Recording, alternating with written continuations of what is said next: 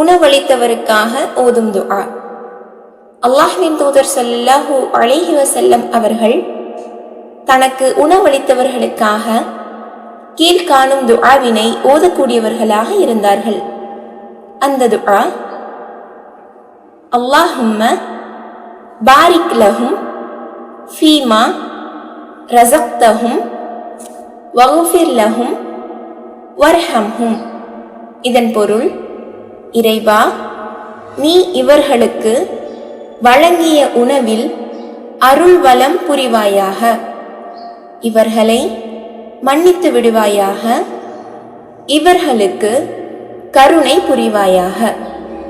இன்ஷா அல்லாஹ் நாமும் நமக்கு உணவளிப்பவர்களுக்கு இந்த துஆவினை ஓதி பிரார்த்தனை செய்யக்கூடியவர்களாக இருக்க வேண்டும். அஸ்ஸலாமு அலைக்கும் வரஹ்மத்துல்லாஹி வபரகாத்துஹு.